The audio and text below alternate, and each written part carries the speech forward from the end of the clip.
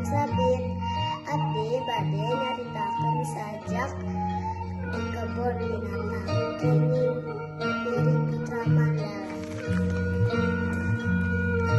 Kungsi abdi ka kebon binatang loba sato ciptaan Allah. Ninga anu ieu beda rupa, ninga anu itu lain rupa. Sasatoan anu dicipta ku Gusti jadi